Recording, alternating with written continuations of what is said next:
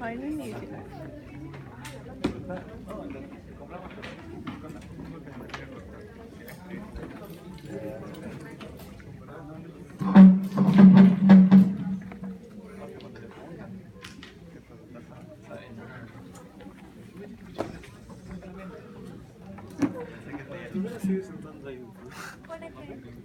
Acá no se va a sentar nadie, ¿no? Porque como estoy grabando, no va a decir que Ah, ya. Como vi porque es cosa Muy buenas noches, vamos a comenzar el día de hoy la clase de páncreas. 40 está. Bien. El índice de todos los estudios que vamos a realizar, sobre todo en la anatomía, que ustedes lo saben, luego diagnóstico por imágenes, acá tenemos radiografía, ecografía, TEN y resonancia magnética, ¿no? Patología congénita, que es bastante importante, sobre todo cuando el niño o los recién nacidos vienen con problemas abdominales. Vamos a ver la diferencia entre pancreatitis y un paciente que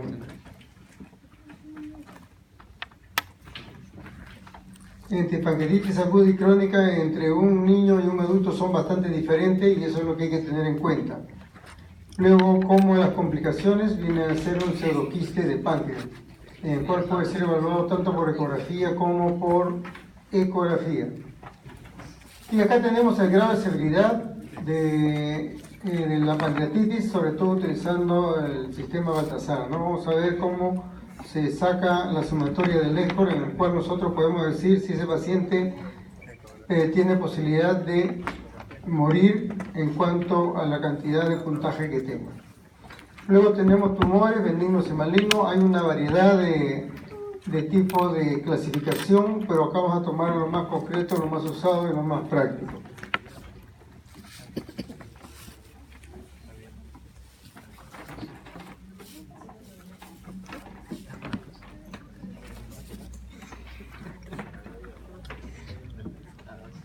Acá tenemos la anatomía, tenemos que tener en cuenta que el páncreas mide aproximadamente 12 a 15 centímetros. Lo importante acá es ver que la posición donde está. Pararrenal anterior del retroperitoneo, delante de la vena esplénica y su cola se extiende hasta el hilo del vaso, ¿no? Vamos a ver que en algunos casos la cabeza del páncreas abraza, ¿no? Y circunda al parte del intestino delgado que viene a ser el colédoco. Y vamos a ver que eso se ve en pediatría cuando el paciente viene con un dolor abdominal bastante intenso. Mide, se refiere esto al anteroposterior, ¿no? Cabeza, cuerpo y cola. Va desde 3 centímetros a 2 centímetros. Y sobre todo siempre tiene un solo conducto, ¿no? El conducto pancreático o de Wilson, en el cual en algunos casos se divide en dos. Y hay que tener en cuenta sobre todo cuando el adulto tiene microlitiasis y puede condicionar una pancreatitis por cuerpo extraño. Acá, por ejemplo, tenemos en la parte inferior la radiografía convencional, en el cual no me da una denominación patronomónica de decir este es pancreatitis. Solamente podemos ver nosotros distensión de las asas intestinales con distintos niveles hidroaéreos, ¿no? A predominio hacia la región esplénica. Eso es lo que nos puede dar, pero no es patronomónico, puede dar cualquier tipo de patología abdominal, este tipo de niveles hidroaéreos. Acá tenemos la ecografía como ustedes ven, tiene que ser la cabeza, el lucinado, cuerpo, cola del páncreas, se identifica adecuadamente, es una ecogenicidad hipoecogénico. Lo que acá es importante es de que el páncreas no tiene una cápsula. No tiene cápsula. Cuando nosotros hacemos la ecografía y vemos que hay una imagen hiperecogénica que bordea como si fuera una cápsula y se ve bien definido, puede ser focal o total, nosotros le decimos, ahí está el problema pancreático, en sus inicios. Luego acá tenemos una tomografía, un corte axial sin contraste, en el cual me va a dar la densidad, ¿no? Igual al parénquima hepático. Acá lo tenemos con sustancias de contraste. Siempre se tiene que tomar uno sin contraste y otro con sustancias de contraste endovenoso y por vía oral. para ver, sobre todo cuando está el paciente con una pancreatitis aguda, para clasificarlo si realmente es una pancreatitis aguda leve, moderada o bastante grave, en el cual está pendiente su vida. La resonancia magnética me da las mismas cualidades o especificaciones morfológicas de una tomografía, pero lo que más se usa en una resonancia magnética es la colangioresonancia. Es el mejor examen para hacer estudio de los conductos intrahepáticos, es la colangioresonancia. Tiene sus limitaciones, pero es el mejor estudio. Estas son las malformaciones congénitas bastante frecuentes en el cual nosotros debemos de tener en cuenta. Son, acá la clasificación de anomalías congénitas, tenemos la anomalía de desarrollo, es cuando no tiene páncreas, que no es compatible con la vida, la hipoplasia del páncreas, alteración de la migración, páncreas anular. Este anular es el que vamos a ver cómo la cabeza del páncreas comprime la parte del duodeno, lo abraza. Luego tenemos páncreas ectópico. El más conocido y el más popular es la alteración en la fusión, que viene a ser la páncreas de divisum. El páncreas divisum significa de que la cabeza del páncreas está conformado por tanto una porción dorsal como una ventral. Y cuando no se une la dorsal con la ventral, cada uno de ellos lleva un conducto pancreático diferente y que se comunica con el colédoco. Luego tenemos duplicación anormal, variación del número y forma de páncreas, y vamos a ver algunas imágenes que es lo más importante, ¿no? Por ejemplo, aquí dice que el páncreas divisum, con el que le comentaba que tiene dos conductos porque no se ha unido el conducto pancreático dorsal y ventral, cual fue con mayor frecuencia con pacientes con pancreatitis idiopática. O sea, hay pacientes, que, sobre todo niños, en el cual viene con clínica de pancreatitis, laboratorio de pancreatitis, pero al examen no nos damos cuenta de que este paciente tiene dos conductos. Y es por eso que se usa mejor la pancreatografía con resonancia magnética o la colangiografía con resonancia magnética. La tomografía también nos puede dar algunos datos, pero es mejor la resonancia magnética, como vemos acá. Esta es una parte del páncreas que tiene una comunicación y esta es una porción del uncinado en el cual vemos que tiene doble entrada hacia el colédoco. Entonces, como tiene doble entrada hacia el colédoco, uno de ellos se obstruye y nosotros podemos ver de que tiene todo el cuadro clínico de la pancreatitis, pero no me da un examen exacto a menos que sea una colangiopancreatografía con resonancia magnética. Es el mejor, ¿no? Entonces ahí podemos detectar nosotros que hay un páncreas divisum, entran los cirujanos, eliminan el conducto pancreático con parte de la cabeza pancreática y solucionado el problema. Luego tenemos el páncreas anular. Este es el que decía yo que ahí me da rotación. En una radiografía convencional se dice que ella asigna la doble burbuja, pero esto no es patognomónico de un páncreas anular o tampoco de una atresia duodenal. También nos puede dar una hipertrofia de píloro. Lo que significa esto, como dice acá en la imagen, lo que pasa es que este páncreas, la cabeza, da la vuelta, ¿no?, a la porción del duodeno y lo abraza.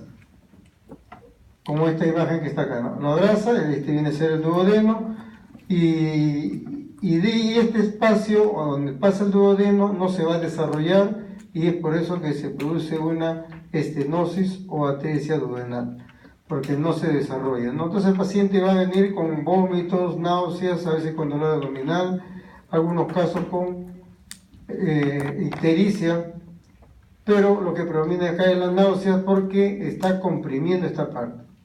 Se le hace los exámenes de tomografía y resonancia, que son lo más indicado para este caso, y vamos a ver que es la cabeza del páncreas que está rodeando al duodeno y lo está asfixiando.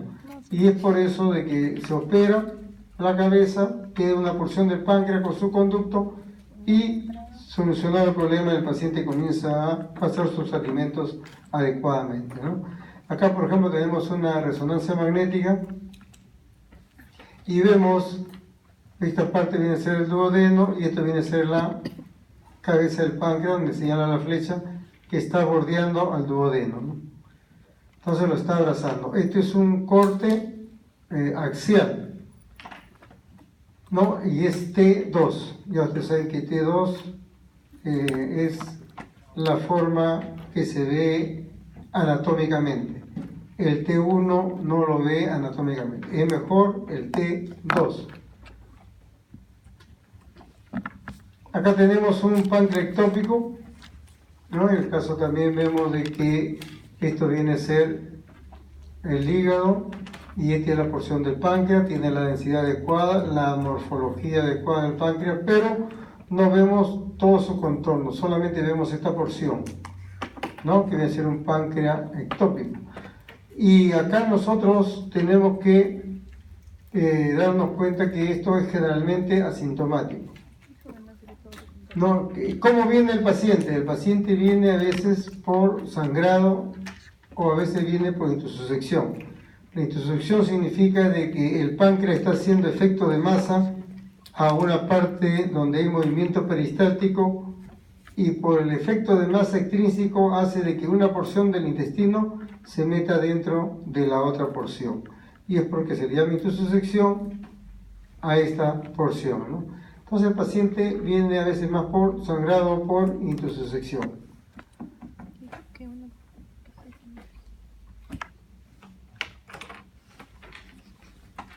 La agenesia, eso generalmente ya es extremadamente rara, incompatible con la vida, siempre asociado con otras malformaciones, ¿no? Aplasia de vesícula biliar, o también llamado atresia de vías biliares, poliesplenia, tiene varios vasos, retardo de crecimiento intrauterino, y se nota en el laboratorio una mutación de la proteína del desarrollo, ¿no? La hipoplasia, no se olviden, miren cómo se ve la hipoplasia, que se ve en este corte ampliado de una tomografía, donde señala la flecha, solamente podemos ver una porción del páncreas. Acá viene a ser el intestino que está pasando la sustancia de contraste. No vemos ni siquiera la morfología de la cabeza ni del uncinado del páncreas, y esto viene a ser una hipoplasia, ¿no? ¿Por qué? Porque hay una ausencia del anclaje ventral, o sea, no veo la cabeza, la parte superior, ni el uncinado que viene a ser la parte dorsal. Entonces hay ausencia ventral o dorsal. Agenesia parcial del páncreas dorsal, porque no veo toda la curvatura, solamente veo una porción. El paciente, su característica importante, el cuadro clínico cuando se presenta el paciente es dolor abdominal no específico, ¿no? Viene con un dolor tipo gravativo, de sensación de pesadez, ¿no? Y sobre todo tiene diabetes mellitus. Eso es uno de los datos clínicos importantes en este caso de hipoplasia pancreática, ¿no? Que vemos solamente esta porción. En algunos casos los pacientes nacen ya con quiste pancreático congénito, no confundir con el pseudoquiste. Acá, por ejemplo, tenemos un páncreas normal. Esta es la forma como debe ser el páncreas, ¿no? Hígado, riñón, ahí está la cola, ¿no? El cuerpo y parte de la cabeza, ¿no? Porque ustedes saben de que en un corte axial nunca se ve completo el páncreas, ¿no? Acá está la cabeza, una porción, no veo alucinado porque el corte ha sido más superior. Acá tenemos el vaso. Se dice que el quiste pancreático congénito es mayor en mujeres, masa palpable, asintomático, o sea, yo puedo palpar el abdomen del paciente, sobre todo niños, se ve nodular, grande, dolor epigástrico y su característica con que se presenta, ictericia. La ictericia es el cuadro clínico, o sea que el paciente viene con ictericia, dolor abdominal. Ectoscópicamente vamos a ver un abombamiento de la región epigástrica y sobre todo vómito relacionado a la compresión externa. puede ser único, múltiple, más frecuente en cuerpo y colon. Algunas enfermedades que se pueden correlacionar con el von Hippel-Lindau. Acá, por ejemplo, miren esto normal, miren su configuración del páncreas, bastante bien definido, y esta es una tomografía con quiste pancreático congénito. Vamos a ver múltiples imágenes hipoecogénicos de contorno poco definido que condicionan un agrandamiento de la cabeza, también en la cabeza, el luncinado, también el cuerpo y la cola. Todo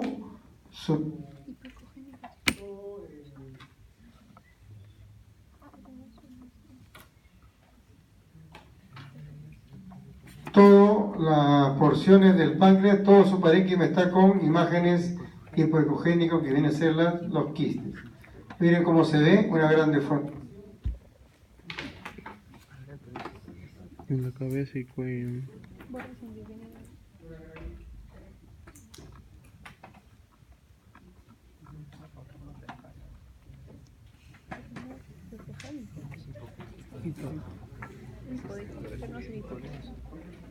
Yo creo que sí, pero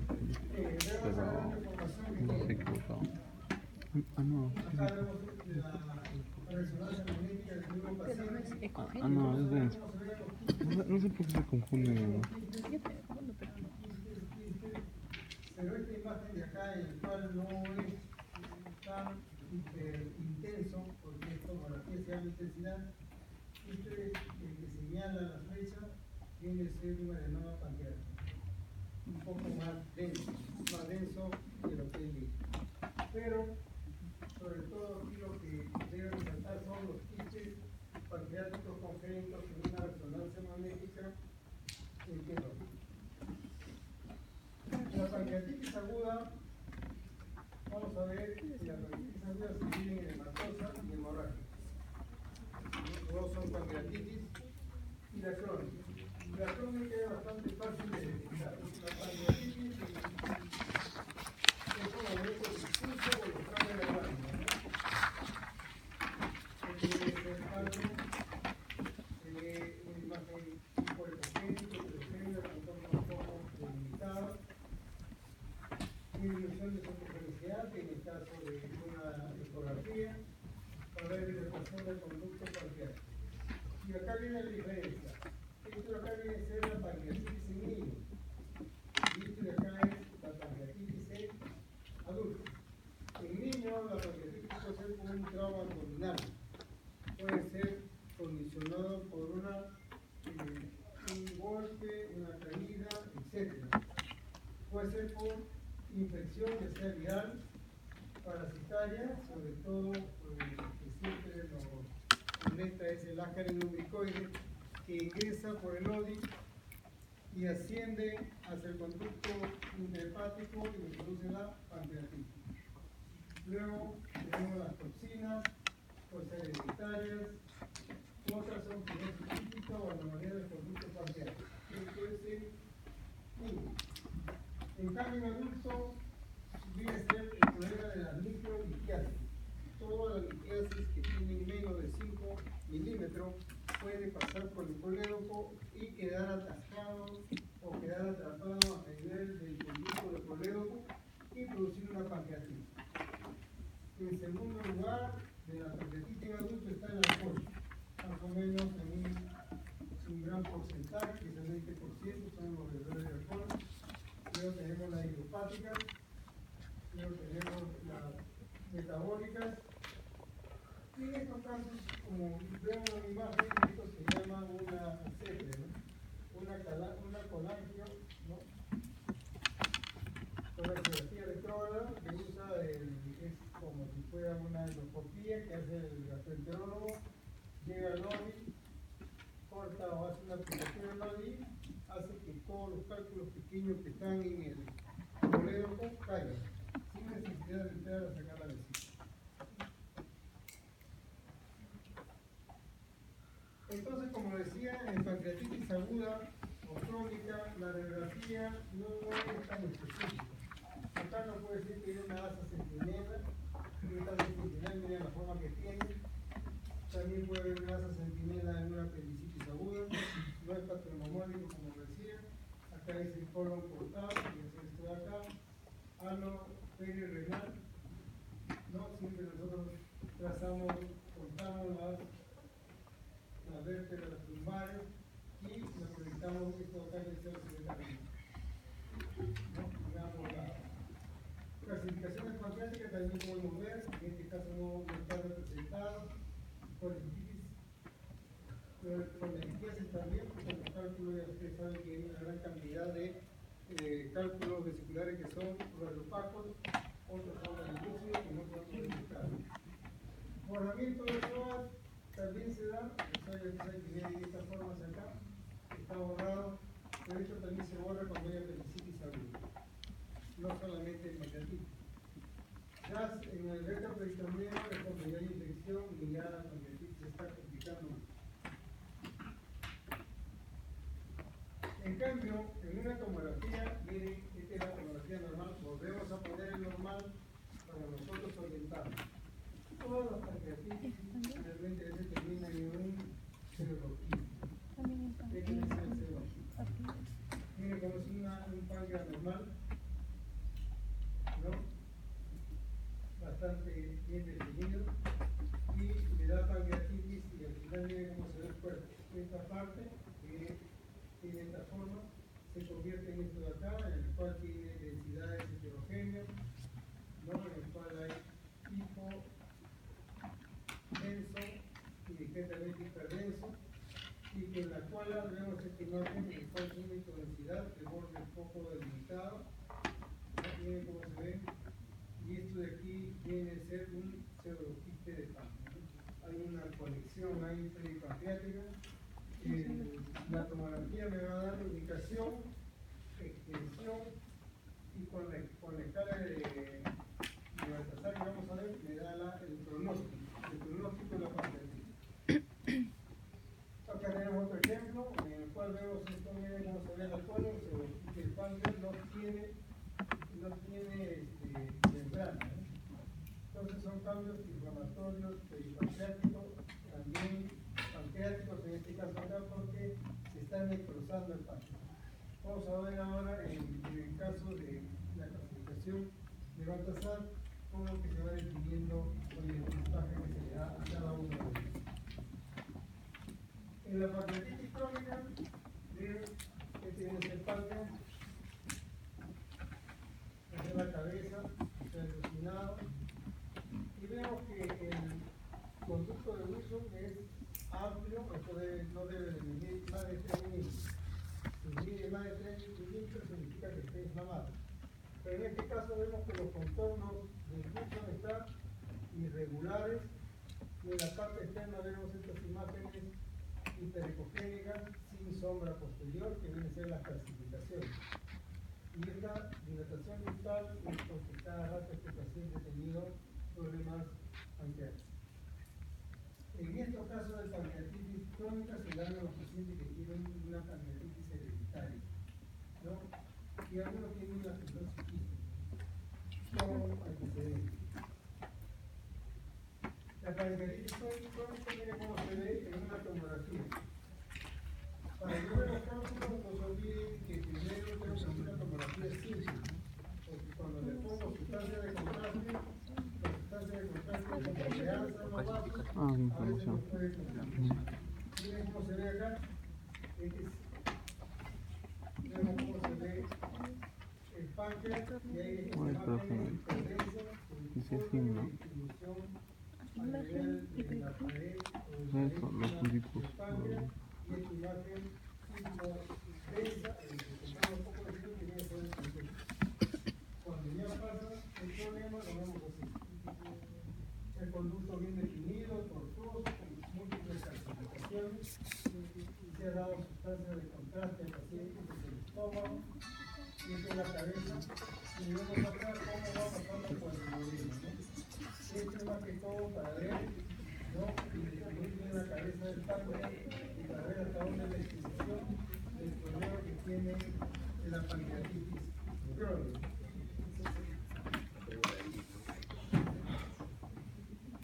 Las complicaciones acá es para ver todo esto, ¿no? La pancreatitis, todas son sus complicaciones. Este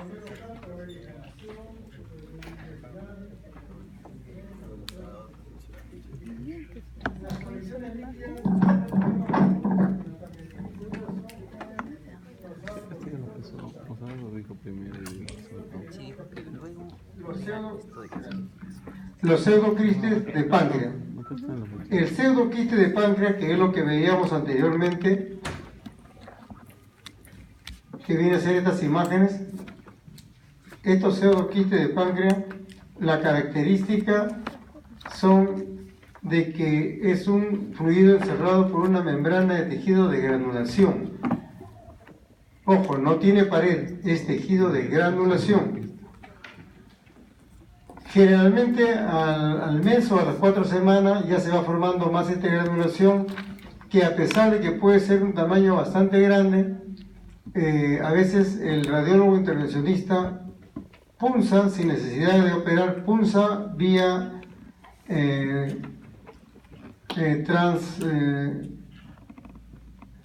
se utiliza a veces la ecografía y se punza la piel hasta llegar con guía ecográfica hasta el pseudoquiste y drenar.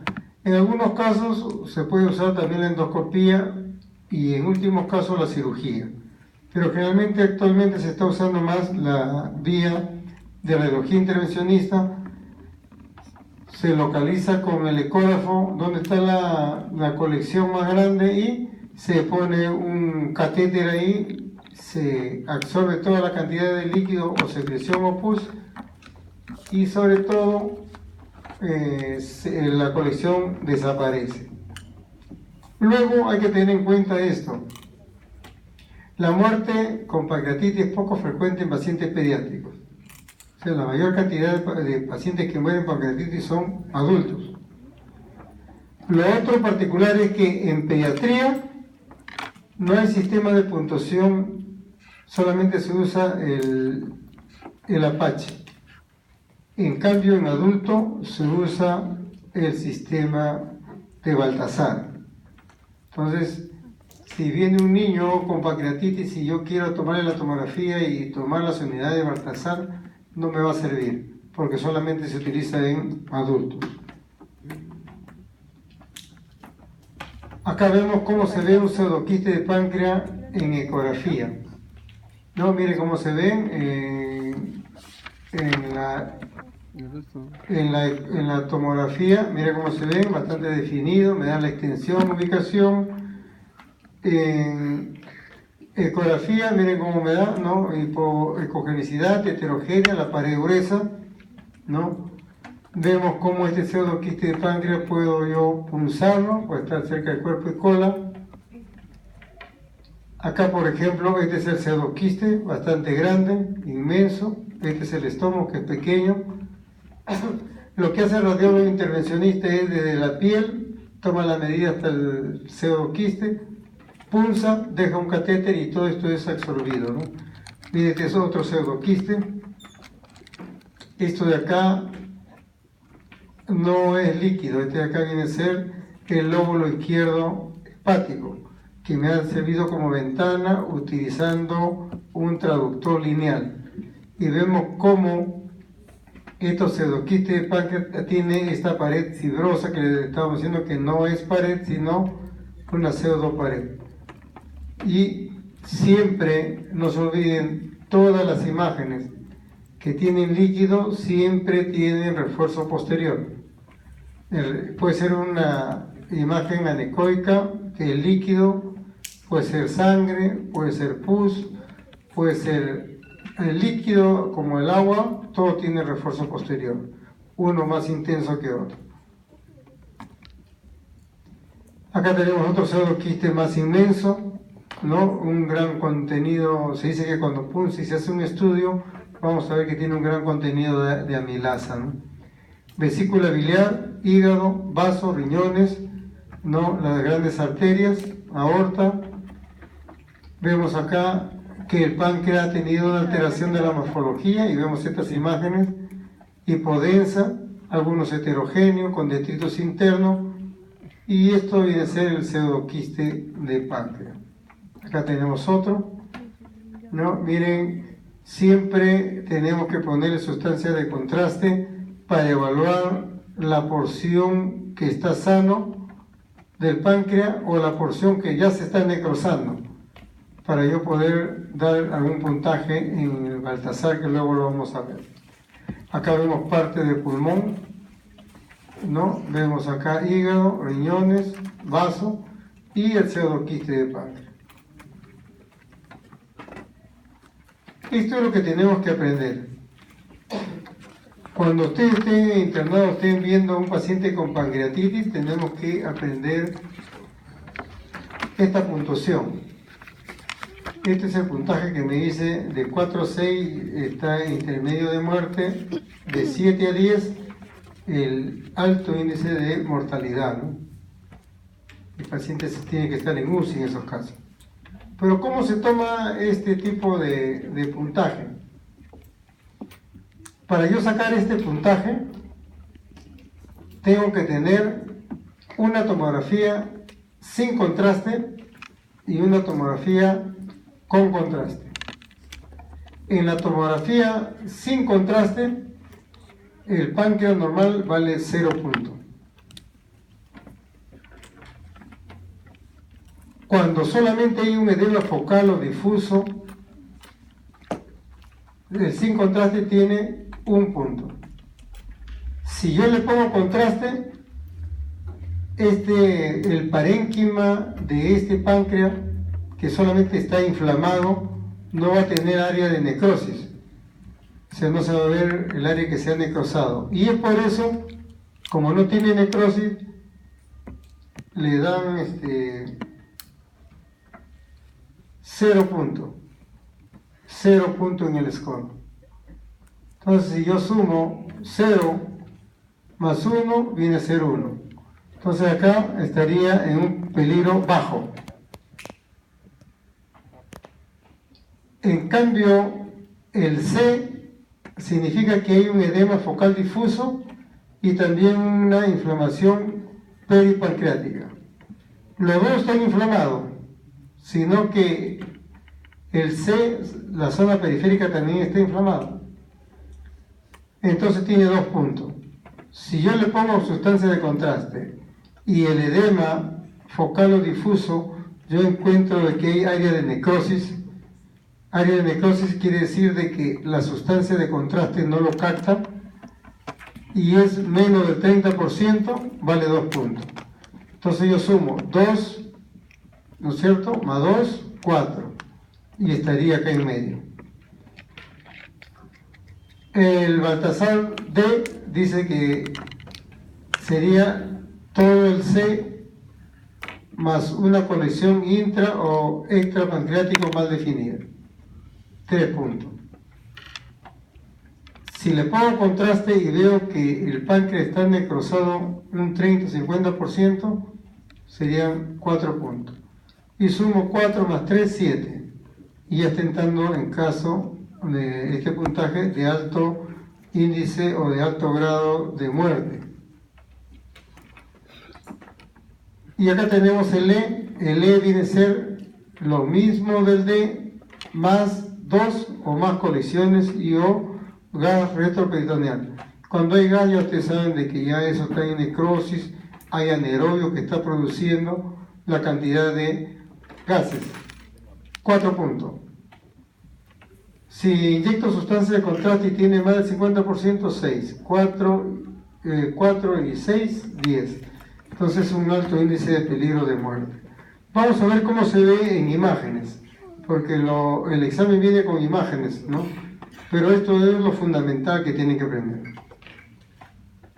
Por ejemplo, en esta imagen vemos la característica de la tomografía de los bordes bien definidos del páncreas, ¿no? En el cual no hay ninguna lesión, no hay ninguna alteración de la morfología y entonces viene a ser normal. Entonces es un Baltasar A. Entonces el Baltasar A es normal el páncreas. Puede tener la amilasa elevada, pero todavía no hay una alteración de su morfología. Acá vemos, miren lo normal, y acá miren, se ve más gordo, más ancho. el contraste viene a ser la vena mesentérica. Vemos cómo se ve bastante aumentado el volumen en el cuerpo y la cola.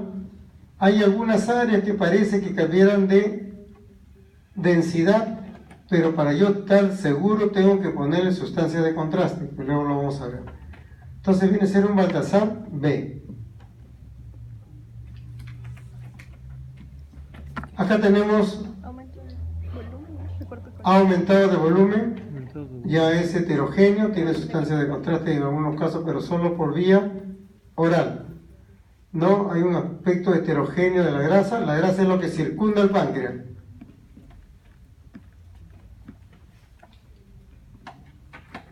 La grasa peripancreática viene a ser esto de acá, en este paciente normal.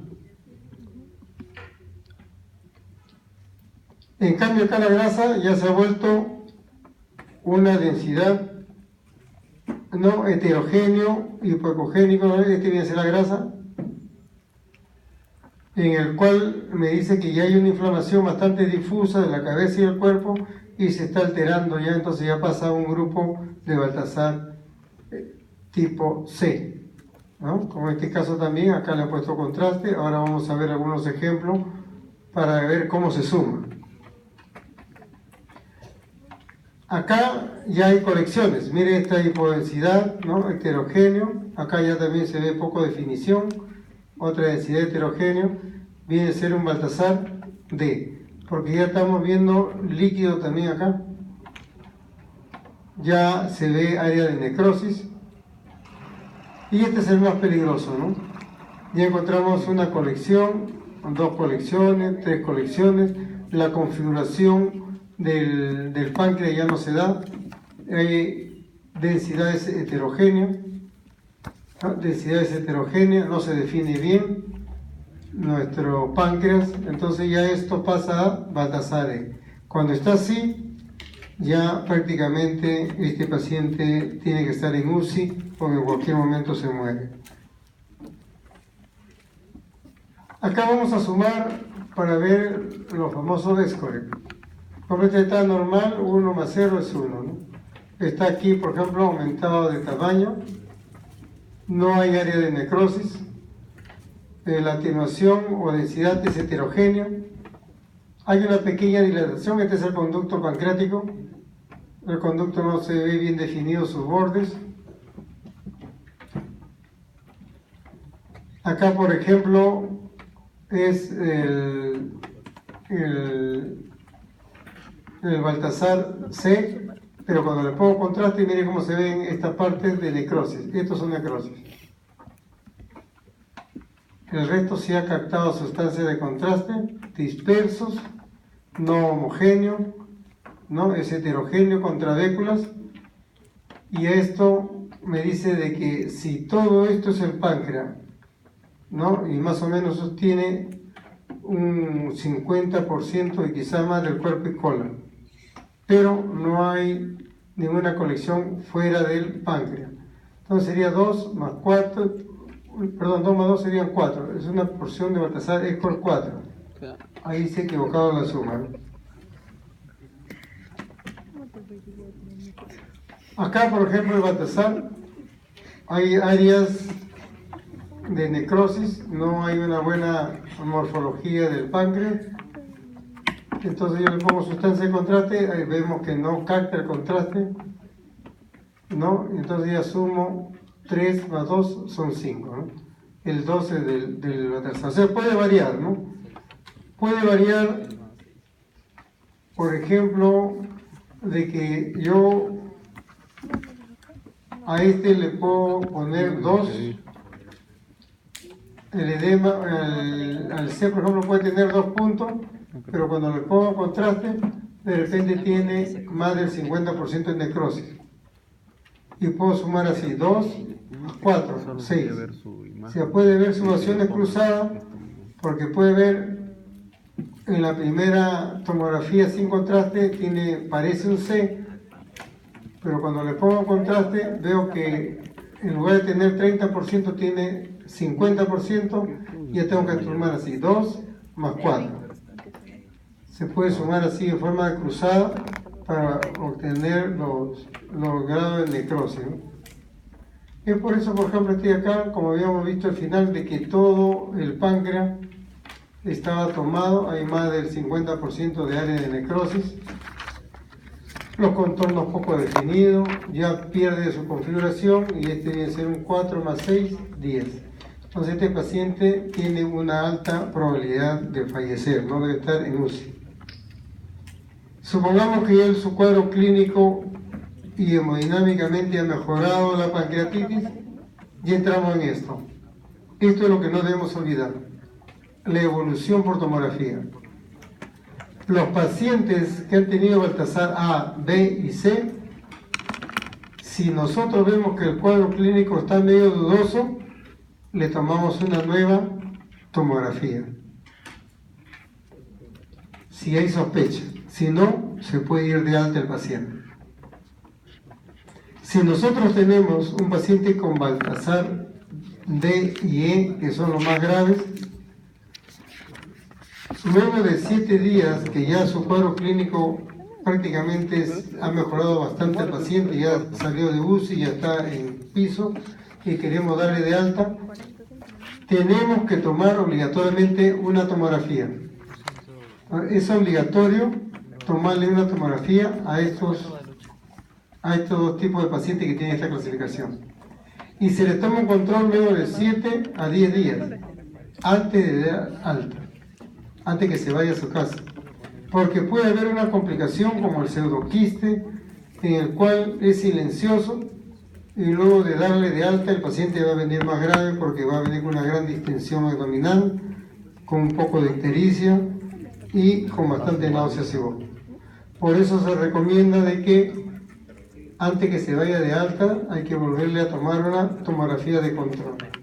En algunos casos usan la ecografía, pero la tomografía es el que me da la mejor definición de la localización y extensión de algunos tipos de complicaciones que puede haber. Y acá tenemos algunas neoplasias pancreáticas, las más comunes. Tenemos la neoplasia quística, tenemos los cistoadenomas, cistoadenocarcinoma, la neoplasia de células endocrinas. Esto de acá tenemos que tener bien en claro la clínica, como el gastrinoma, insulinoma. Luego tenemos la neoplasia de células exocrinas, los adenomas y los adenocarcinomas. Entonces aquí lo que impera es bastante la clínica y nosotros le tomamos solamente la tomografía para dar con el diagnóstico preciso o si tiene alguna otra complicación. Por ejemplo, acá tenemos una neoplasia quística que es un cistoadenoma. Vamos a ver nosotros la alteración de la configuración, ¿no?, de la cola y el cuerpo, donde vemos nosotros múltiples imágenes hipodensas de contornos poco definidos, disperso, distribuido en todo el cuerpo y la cola, en el cual altera la morfología de esta zona. En algunos casos puede medir de 5 a 15 centímetros, ¿no? Bordes polilobulados. Hay que hacer una reconstrucción de tipo coronal y sagital para ver este tipo de bordes polilobulados. Estos tabiques finos es porque capta la sustancia de contraste, son tabiques pero del mismo parénquima pancreático que está sano. Tejido sólido, homogéneo, entre tabique y tabique, porque quiere decir que el tejido todavía está funcionando adecuadamente.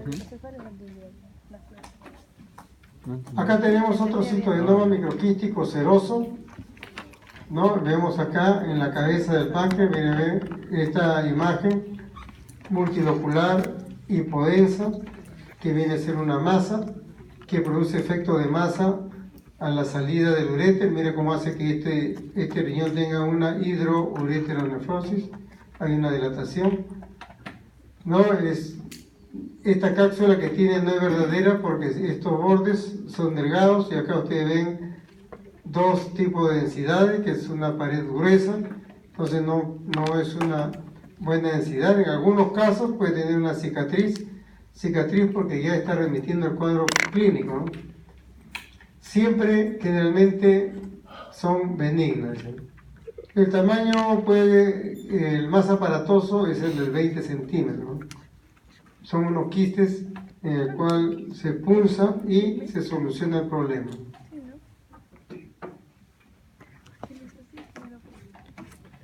Lo que acá debemos tener en cuenta es lo siguiente, que este es un cistoadenoma microquístico oceroso. Y este acá es cistoadenoma macroquístico, un poquito más grande, pero mucinoso. Una cosa es seroso, otra cosa es mucinoso. Y cistoadenocarcinoma, ¿no? Entonces también es una masa quística, porque como yo les decía, los dos son líquidos. Vemos acá imágenes hipodensa, acá también, heterogéneo, también contravécula. No se olviden, si yo veo una imagen hiperdensa y le digo al tecnólogo médico que me mida las unidades de Hansen y me dice que pasa de 100, ya yo estoy pensando que son calcificaciones. O comparo esto con el hueso, con la costilla o con la columna. Entonces se dice que las calcificaciones, cuando hay calcificaciones, generalmente son malignos.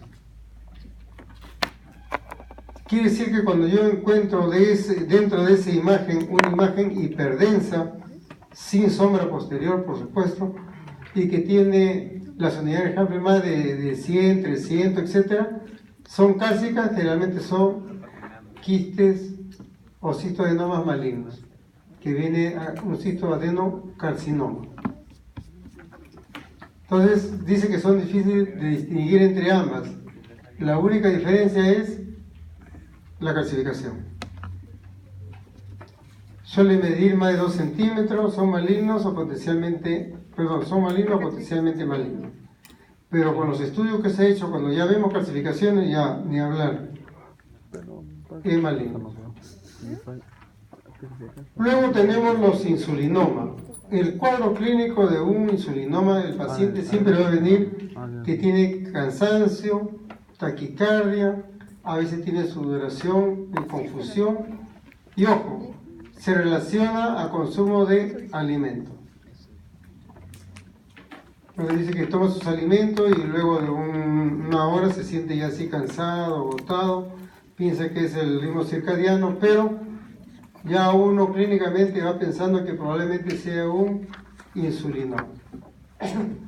Le hacemos su dosaje de glicemia y tiene una hipoglicemia, el cuadro clínico de hipoglicemia y tanto de laboratorio. Entonces este paciente ya uno tiene que ir viendo no solamente la función, sino buscar un insulinoma, como en este caso, con la tomografía con sustancia de contraste, vemos esta imagen que ha captado intensamente, ¿no? Una imagen bastante nodular, ¿no? Que ha captado sustancia de contraste. Este es un paciente ya adulto porque vemos que acá hay una placa de ateroma en la aorta. Ahora, ¿cómo distinguimos nosotros un insulinoma de un insulinema neuroglucopénico o de un insulinoma cardiovascular? En lo blanquito, ¿no? Ahí viene la clínica. La clínica es importante. La clínica, en esto de acá venía cansancio, taquicardia, sudoración y confusión. En cambio, en el neuroglucopénico, trastornos visuales, ¿no? El paciente va a ver borroso, siente que se quiere desmayar, ve nublado, se pone bastante confuso y siente una debilidad intensa, tanto de todos los miembros, ¿no? En cambio, acá solamente es cansancio, ¿no? El insulinoma cardiovascular, las palpitaciones son bastante intensas, tremor es lo que le diferencia a los demás, el tremor. Luego, la diaforesis, que siente calor, etc. Y luego en los exámenes vamos a ver que va a haber un exceso de catecolamina. Eso es lo que lo diferencia. Por ejemplo, acá, miren, vemos acá esta imagen, este es el páncreas, y encontramos esta imagen que capta las sustancias de contraste intensamente, y este viene a ser el insulinoma. Esto de acá. Acá también hay otro insulinoma. Son dos casos diferentes. Uno es insulinoma de este tipo y esto de acá viene a ser un insulinoma en el cual te da esta característica del neuroglucopénico. Entonces la clínica es bastante diferente y los dos son tipo de insulinoma. Luego tenemos el gastrinoma. El paciente va a venir Neuroglucopénico. que tiene problemas gástricos, siempre va a sufrir de gastritis, va a decir de que ningún medicamento que toma le hace bien, puede tomar el natural, el omeprazol, sus antiácidos, etcétera, pero no mejora el paciente. Y lo que encontramos en una endoscopía son múltiples úlceras, tanto en el estómago como en el duodeno. Cuando ya vemos en el duodeno, ya nosotros digamos, ah no, esto puede ser algún tumor, ¿no?, de tipo endocrino. Entonces, encontramos nosotros el gastrinoma que estimula la secreción de ácido clorhídrico por las células parietales del estómago y son las causantes de estos tipos de úlceras. Este cuadro se le denomina síndrome de Zollinger-Ellison, ¿no? Es el característico en este síndrome. Se dice que estas masas que vemos acá, que causa intensamente, crecen con lentitud. Son muy vascularizados, por eso captan bastante la sustancia de contraste. Lo que hay que tener en cuenta acá en el insulinoma es que cuando yo pido un examen de una tomografía de abdomen, tengo que pedir un examen tomográfico trifásico. El trifásico significa de que van a ser con sustancia de contraste en fase arterial, fase venosa y fase capilar, como si fuera una angiotomografía abdominal, porque son las tres fases. Y en las dos fases, tanto arterial y venoso, voy a ver la misma captación de sustancias de contraste. Porque en el insulinoma, el que capta más contraste es en la fase arterial. Es lo que le diferencia. Entonces este de acá capta tanto en fase arterial como venoso. Vemos acá la gran intensidad que capta toda esta masa de forma heterogénea, el contorno poco definido, proyectado a nivel de la cabeza.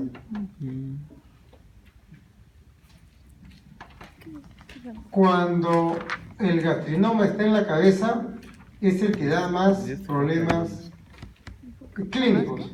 El paciente va a venir ictérico, va a venir con dolor abdominal, porque la cabeza es el que va a presionar los conductos intrahepáticos del lóbulo izquierdo. Vamos a encontrar nosotros dilatación de los conductos intrahepáticos izquierdos. En cambio, cuando es en cuerpo y cola, no produce efecto de masa al conducto pancreático, no produce efecto de masa tampoco al conducto intrahepático y no se va a dar esta dilatación. Acá vemos, mire, un gastrinoma bastante intenso. Vamos a ver cómo, en esta muestra, cómo vemos el dato clínico para nosotros ya orientarnos qué es lo que pasa, ¿no? Y cuando está el tumor en la cabeza, siempre viene con ictericia el paciente. Masa palpable, dolor abdominal, sensación de llenura, etc. Dilatación de los conductos intrahepáticos. Cuando está en el cuerpo, solamente viene por dolor de tipo gravativo, no encontramos mucha ictericia, o nada. Cuando está en cola, nosotros palpamos cerca del riñón este tipo de patología, pero no hay ictericia, no va a haber ictericia, va a estar normal. Y el paciente viene por astenia, anoréxica, pérdida de peso, ¿no? O sea, todo esto de acá puede acompañar tanto al tumor o al tumor en la cabeza, al cuerpo o la cola. Todo esto de aquí, ¿no? Como el astenia, anorexia, pérdida de peso, ¿no? Trastorno dispéxico, llenura, diabetes mellito y depresión. Pero el que da más clínica es la cabeza, en el cual se vuelve ictérico el paciente, ¿no? Por la presión que hay, ¿no? Por el efecto de masa.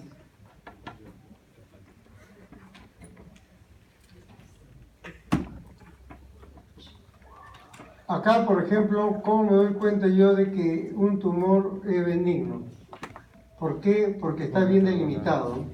Es una imagen hipodensa, borde bien definido, ¿no? Bien delimitado, los bordes lobulados, no capta mucho contraste, tenuemente, y son de pequeñas dimensiones, ¿no? Y no produce ninguna alteración a los conductos intrahepáticos. Algunas características de los tumores malignos exoclínicos: vemos que su mayor incidencia son de 60 a 80, 2 veces más en hombres que mujeres, dan síntomas inespecíficos, ¿no? Puede ser dolor, pérdida de peso, que son los más frecuentes, que lo puede dar cualquier tipo de patología, ¿no? El 60-70% de los tumores se localiza en la cabeza y es el que da la ictericia. En los adenocarcinomas de la cabeza pancreática, la ictericia aparece en 80%, el 20% es una ictericia subictérica de acuerdo al crecimiento del tumor según el tiempo. Acá vemos algunos signos tomográficos para no olvidarnos. Una masa del páncreas, y en la cabeza vemos esta imagen de densidad heterogénea, ¿no? Vemos bordes irregulares, hay área de necrosis, es porque es la zona más oscura. Esta es la área de necrosis. Puede comprimir la vena cava, mesentérica superior, ya por eso que el paciente viene más adolorido. Cuando hay dilatación del conducto de Wilson, ¿no? Se ve mayor dilatado. Vemos acá, por ejemplo, esta masa grande, ¿no? Heterogéneo, no se ve ninguna imagen. Este viene a ser la vesícula biliar, vesícula biliar. Si yo encuentro, porque la vesícula biliar tiene bilis y es líquido, si yo encuentro una imagen parecida a esto acá, ya voy pensando en necrosis, pero no hay necrosis. Y la citis, acá dice raramente calcificaciones, pero en los adenocarcinomas anteriores sí había. Acá mire cómo vemos una secuencia de ecografía, tomografía y resonancia magnética cuando tiene una alteración a nivel de la cabeza. Mire cómo se ven los conductos intrahepáticos, ¿no? Se ven ahí dilatados. Acá vamos viendo cómo la cabeza del páncreas no está bien definido, se ve heterogéneo. En la resonancia magnética también, vesícula biliar, cómo va aumentando.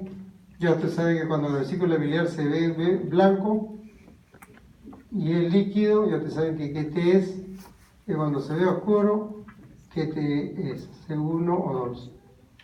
Entonces el líquido, ya ustedes van viendo como tanto en T1 como en T2 se va viendo el cuadro clínico de la compresión extrínseca, sobre todo cuando está en la cabeza, ¿no? Acá tenemos otro, un adenocarcinoma en cabeza. Mire cómo se ve, heterogéneo. En ecografía, mire la dilatación de los conductos intrahepáticos. Algunos le llaman el signo del doble cañón, ¿no? Una gran dilatación por la compresión extrínseca. En una tomografía, mire cómo vemos la cabeza todo deforme, no bien definido, ¿no? Mire cómo se ve la dilatación intrahepática, ¿no? De los conductos intrahepáticos tanto izquierdo como derecho, y eso es de acuerdo a la tumoración, al tamaño que tiene el tumor en la cabeza del páncreas. Y ya para terminar, también se presentan en algunos casos los pancreatoblastomas. Esta es una tomografía. El pancreatoblastoma es todo esto de acá. Vemos nosotros estas imágenes hipodensas con algunas trabéculas. Acá está abrazando, ¿no? Cómo se ve de forma heterogénea. Engloba el tronco celíaco, que viene a ser esto. Acá le han puesto una ecografía con Doppler para ver cómo el tumor está invadiendo todo, ¿no? Está haciendo efecto de masa ahí al tronco celíaco. Vemos área quística. El estómago también está bastante reducido. Este es el estómago en la tomografía. Y a eso se le denomina un pancreatoblastoma. Bastante característico por el tamaño y sobre todo por las trabéculas que tiene.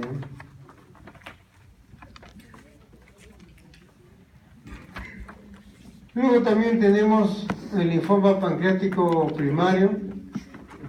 Eso, acá vemos cómo hay una alteración, ¿no? De la cabeza del páncreas. Y de la cabeza del páncreas, acá estamos viendo una imagen. Esta es la vesícula biliar, esta pequeña imagen hiperdensa, que viene a ser una litiasis. Ojo, la litiasis a veces se ve de tipo bastante hiperdenso, que es tenuamente hiperdenso. Y lo que acá se hace cuando hay una alteración de un linfoma, lo que se hace es, el radiólogo intervencionista pone un stent, ¿no? Es un stent en el cual hace, como ha englobado la cabeza a todo el conducto pancreático, lo hace de que se pare, ¿no? Debe ser un stent, parte de un stent, que hace de que pase la bilis y el paciente ya no se ponga histérico. Es una prótesis biliar que debe ser un stent, ¿no? Que se pone dentro del conducto para tenerlo dilatado siempre y que la bilis pase adecuadamente.